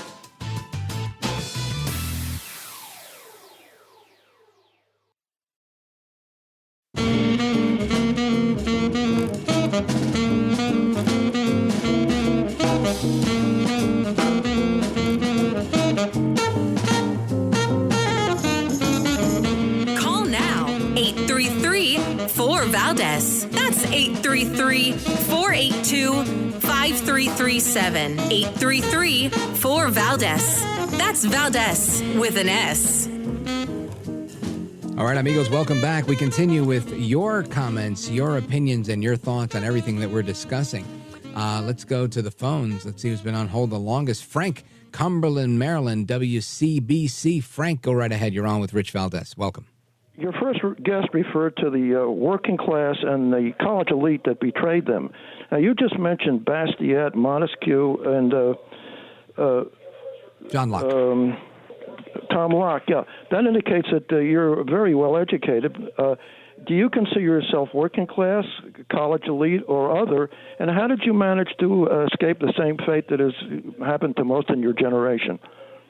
Yeah, well, I think, number one, I would say that I don't know. I don't consider myself elite by any means. I don't think I know more than everybody else does. And I think that's the shame, that the biggest shame that we see coming out of those that are this academic elite class, is that they do think that they're just above everyone else in their thoughts and opinions. I have mine and I stand by them, but I don't think I'm superior to anyone. I would say I'm working class because I'm not independently wealthy outside of working, at least not yet. And so I would say, yeah, I'm definitely a working stiff, and grateful to be able to work and have the health to work. And I read, and I think because I'm a Gen Xer, born at the end of the 70s, it was a different time, and there was still a lot of Ronald Reagan patriotism going on, where people, it was virtue to love this country. It was virtue to understand that this country afforded opportunities that weren't available in other places, even to people that were born citizens, like my parents, who were born in Puerto Rico. American citizens. They were always American citizens. They're not immigrants. But my dad understood. His name was Juan. And he understood that when he was on jobs, some people couldn't say Juan. And he was frustrated by it. So rather than naming me Ricardo, he named me Richard. And my brother Joe, he wasn't Jose. He called him Joe. And my brother Lou, he called him, instead of Luis, we called him Louis. And the same for Albert and Robert and John.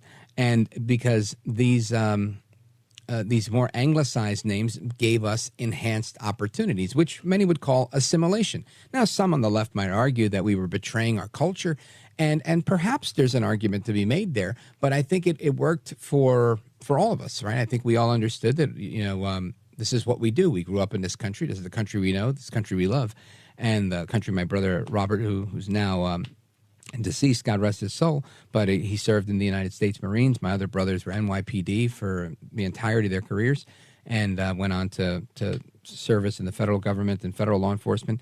So my point is, you learn what you want to learn, right? And I grew up going to the library. I grew up reading the encyclopedia. I didn't have the internet. So it was a different world. I think now there's information everywhere, but not all the information is very reliable. And there wasn't such an assault on America as there is today, Frank. Today, there are people that literally will tell you that, the communist talking points of Che Guevara have now infiltrated American academia. And it's a horrible thing. But the political rhetoric that I hear, even amongst people that agree with me, the problem is this country. I don't think the problem is this country. I think certain policies, certain people, certain bad actors maybe, but I don't think that the country in and of itself is the problem. I think in many ways the country in and of itself is the solution. I think Americanism, the liberty that this country was founded on, is what is the differentiating factor. It is what allows us to have access to the American dream so that my kids can have a better life than I did, and so on and so forth. So as long as we have the hate America first crowd, as Mark Levin points out, right, the left, if they're always going to hate America and they're always going to teach that, where, it's not Thanksgiving, it's Indigenous Peoples Day.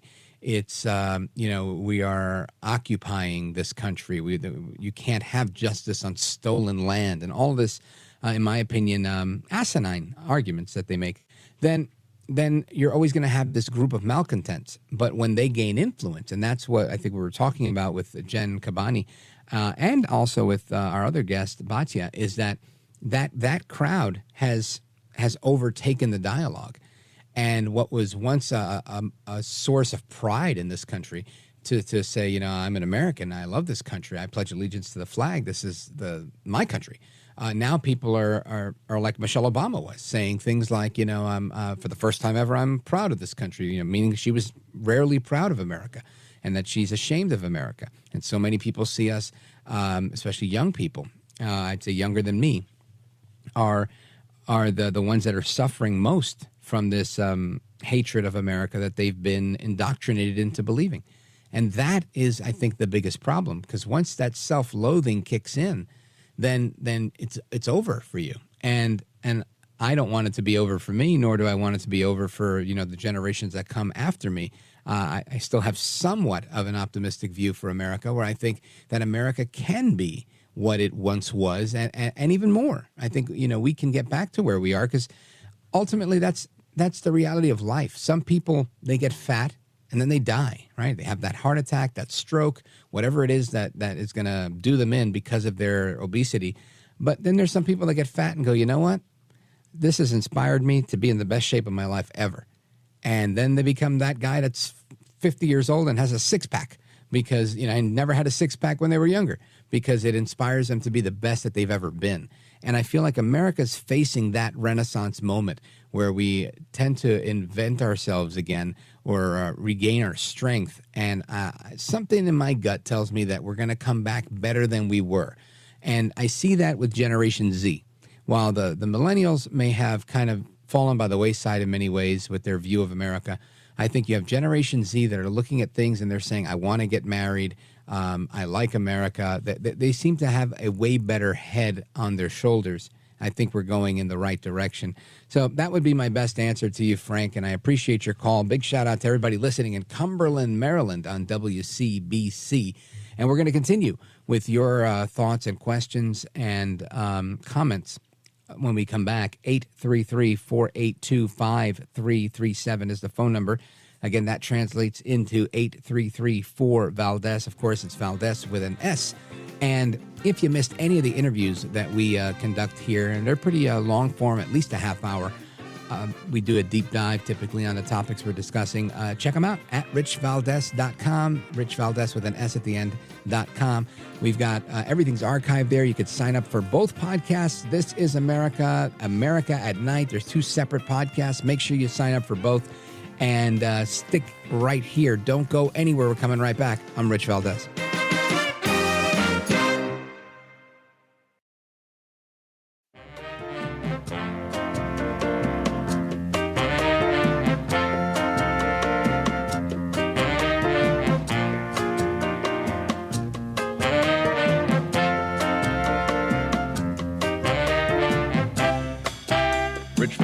Who again will do a fine job, and I know you'll enjoy listening to him. This is America at Night with Rich Valdez. Call now, 833-4-VALDEZ. That's 833-482-5337. 833-4-VALDEZ.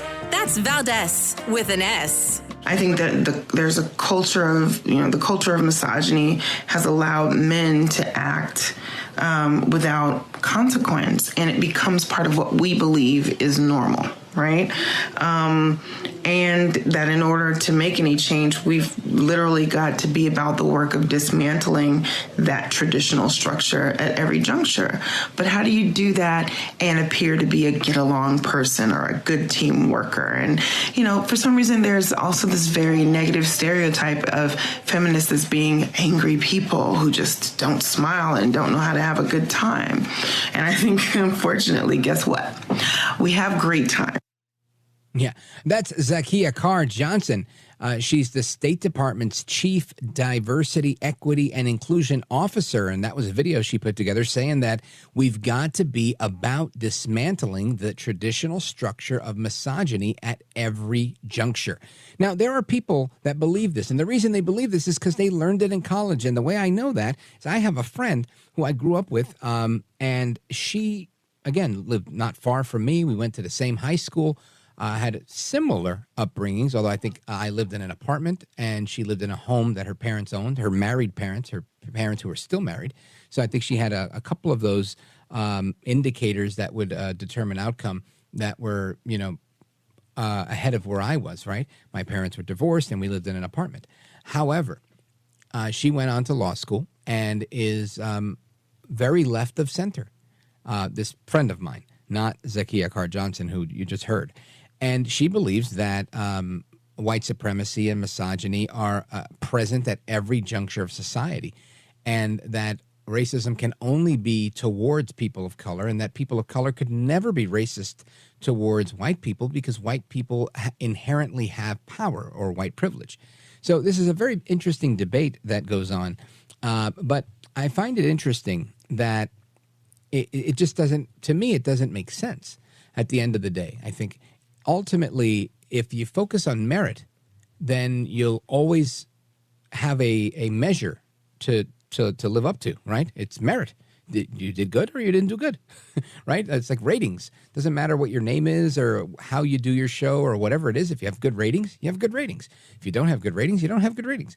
And I think that's a part of the free market and meritocracy that makes so much sense to me that I think is lost in this conversation that the left is having in many cases by themselves. But I want to get your thoughts on this. Let's go to Atlanta, Georgia, WDUN, and check in with Alice. Alice, welcome to the program. You're on with Rich Valdez. Hey, Rich. Your conversation earlier about Asian men of military age reminded me of a conversation that I had. It was back actually in the fall of 2019, and I was renting a condo 4 hours out of Washington, D.C. in Greenbank, West Virginia.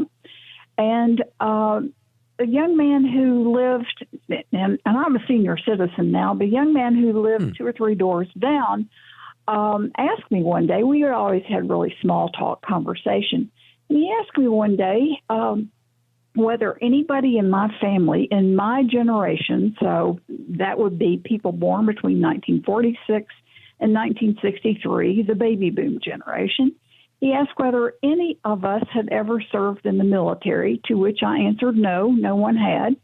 And then I thought for a minute, and I said, well, maybe some of their descendants. I think some of my second cousins have. And I remember he kind of scowled.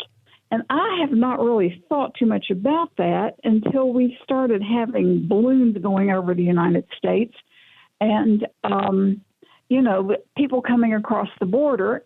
I don't know whether, and I have wondered whether, was that just a personal poll he was doing? It's such an unusual question to ask about military service, at least, just sort of out of nowhere. And so I've wondered whether it was a personal poll or whether he was actually if he was trying to size you data. up. I don't know. Right. Yeah, no, look, I think it's a fascinating question. And I think equally as fascinating was your response, because I would have thought that that age group would have plenty of people saying, sure, yeah, I've got my my uncle that was in Nam and this one and that one, right? So very interesting and very telling, too, that that was the response. And it makes me wonder if the Chinese are sizing us up, and what do they know that we may be overlooking? Like, do they look at the baby boomers as a softer generation? I'd also be curious, now that you pointed it out, I'd wonder, are baby boomers more left-leaning than not? And I don't know the answer to that. But I'm just really curious to see. And because I know that this generation, right, whoever's a kid now, so I guess Gen Z, this is going to be an interesting split, but there's going to be a lot of anti-American, anti-military folks because of what we're seeing in the military, right? You got General Mark Milley, who was talking about white rage and And you had the big push from Obama to fund transgender surgeries inside the military. So, I mean, there's been a massive shift in the military, but for the 4 years of Trump, where I think he tried to get it back on track. But it seems to be the culture in the military seems to be going a certain way that's countercultural to what I think most people anticipate the military would be. And it's interesting. So I think, years from now, people will be able to look and be like, oh, are you a Gen Zer? And, oh, yeah, you guys hate the military because you hate America. And you hate your own gender, right? And they would be probably right on with a lot of that because that's the kind of the lay of the land for a lot of folks that age today, Alice. If you start investigating some of this, and I hope you do, let me offer one more point. Sure. Anybody in my family who was born prior to 1946, in other words, my uncles, my father, everybody for 200 years has served in a military war, whether it's a revolution or the Spanish-American War or whatever, all the way up, World War I, World War II. Everybody served all the way up through Korea, all the way up until my generation. And what happened was Vietnam. In Vietnam, the baby boom generation saw Vietnam as an old man's war, and we were being forced to fight it. And so all the boys of my generation all went and got deferments. They went to college. And by the time they finished college, the war by 1973 was over. The draft was over. And so that's how my generation skipped it. Now, the next generation, generally the people who were in the military were children of military. So my sister, for instance, married a Marine, and her son was going to go into the Marines. He ultimately did not. But that's typically where I have noticed that the next generation of military men came from was children of military people. So I think it'd be very interesting to look at this and see who is military ready, who still wants to be in the military, because I'm very concerned about it. I kind of wish we hadn't ended the draft because now nobody knows how to defend the country. And I've wondered whether or not the Chinese have decided to delay some sort of invasion because there's so many people that have guns. I mean, my sister is a really good shot, and she's never served in the military. My brother's a good shot. Right. And that's because everybody kind of came from the country. So I think it will be very interesting to analyze not only who's in the military, but who has guns and who goes to target practice. I agree. How prepared are we, in other words? Well, I always believe that we're never as prepared as we ought to be. And that's in large part because we have what I believe is a false sense of security that I was kind of sharing earlier about, that I've debated with my family members and telling them, we're never going to get invaded. Yet here we are, right? There's 10 million new people in our country. I don't know what percentage of them are these men that we've been seeing as of late in the last, 6, 7, 9 months, that it's pretty much just caravans of men, young men. And that wasn't the case 5 years ago when you saw these caravans. There was lots of women, lots of children. It was really, people coming in that, again, you could make the case it was slave labor or child trafficking, but you could also have made the case that these were people trying to find a better life in America. I don't think that's the case now. To me, it does look like you've got, mercenaries coming in, or just, armies that are in disguise or waiting to be activated like sleeper cells. So, we're going to look into that and see what we could find on that. And excellent points. Very, very good conversation, Alice. Thank you for your call. Big shout out to everybody in Georgia on WDUN. And while I think we should be more prepared, I think that's the admonition for all of us, is to be more prepared so that we never get caught with our pants down. Folks, we're coming right back. The rest of your calls and more. We've got calls from Pennsylvania, Indiana, Montana, and more coming in. 833-482-5337, 833-4-VALDEZ. This is America at Night with Rich Valdez. Call now, 833-4-VALDEZ. That's 833-482-5337. 833-4-5337. 833-4-VALDEZ. That's Valdez with an S.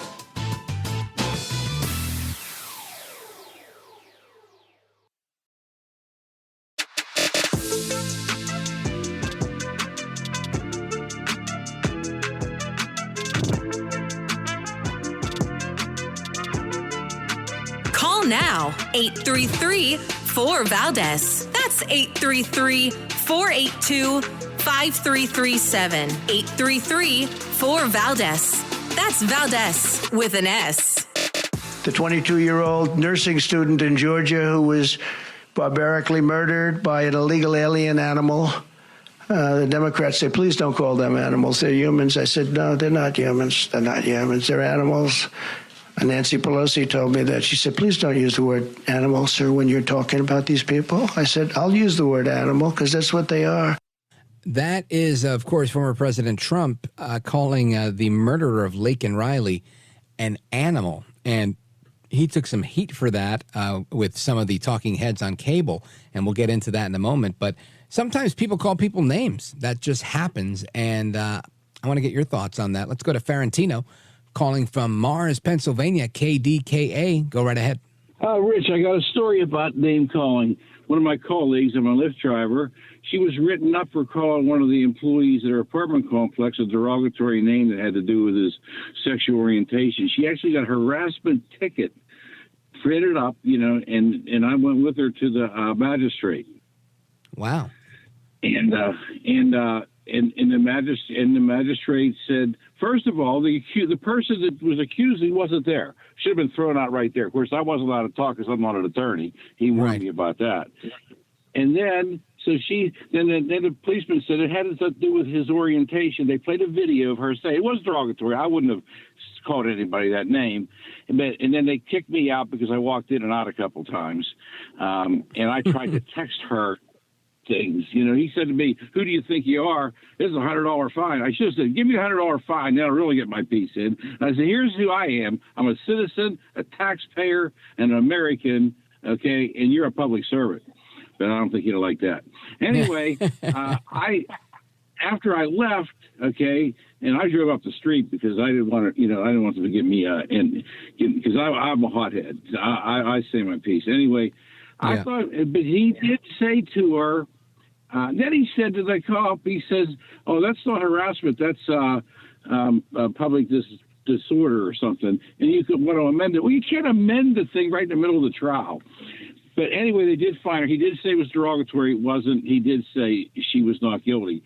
I can't even believe the police would even try to write somebody up for. I can't even believe for calling a name.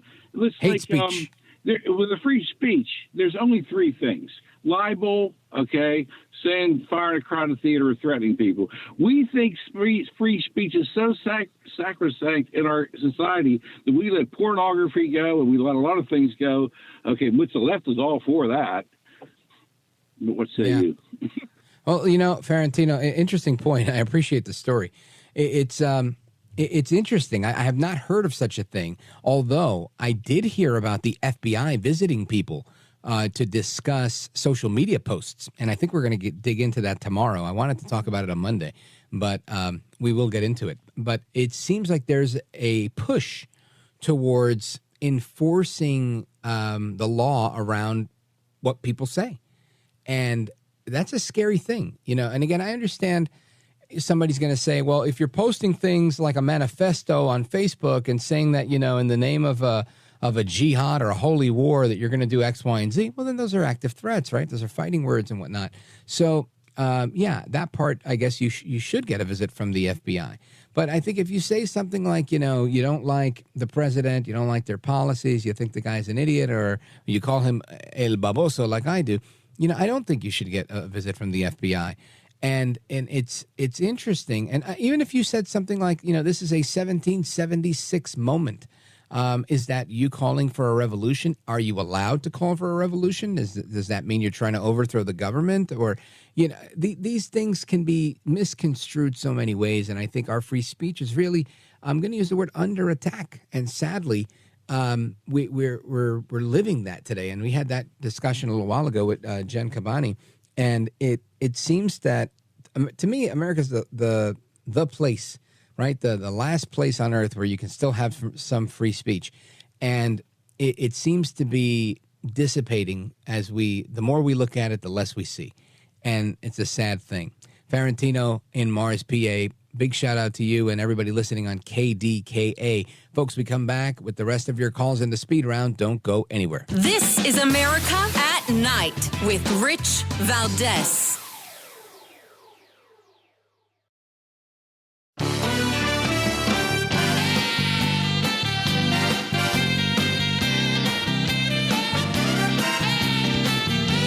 This is America. This is Night. This is Rich Valdez. All right, let's go to Frank in Evergreen, Montana on KOFI. Your thoughts on communism over the years, Frank? Go right ahead quickly. Yes, I want to go back to Edgar J. Hoover. I agree with him that marijuana is the assassin of youth. And I wanted to also mention yesterday there was some folk legend out of Detroit, used to be with the MC5 band, the manager, and also played with the band. John Sinclair, he also was a White Panther Party member, and then he started the Rainbow People's Party, which was a Leninist, a Marxist group, and of course, Ted Nugent played with the band. And there was a lot of F-bombs on the bandstand. Yes, a lot of F-bombs, I believe that. Thank you for that, Frank. I appreciate it. And I know you were very vocal about communism coming into the United States through pop culture since the 1950s. And I think that's the way you fight it as well, as through pop culture. So excellent point. Let's go to Sarah, Bedford, Indiana. Go right ahead quickly. Hey, your dad had the right attitude. There's nothing wrong with assimilation. You obviously are in touch with your culture, but to have it in first name that allows you to get around easier, there's nothing wrong with that. And we have to have some kind of shared common bond if we're going to have a nation to make it work. So I'm pro-assimilation, and it doesn't mean hating yourself. It just means having something in common with your neighbor. Yeah, I agree with that. And I think times are different, too. I think, back in the 50s when my dad came to Brooklyn, New York, it was a different time. And, people were like, what's a Juan? Today I think everybody knows who Juan is. And I could name my kids Ricardo and Alberto and Luis, and nobody would blink an eye because it's a different time in life. But I agree. We do have to assimilate because ultimately we pledge allegiance to one flag, right? And it's the red, white, and blue. Thank you, Sarah. Big shout out to WBIW. Dave, you got less than 30 seconds. You got to make it quick. Go right ahead. Emerald Isle, North Carolina.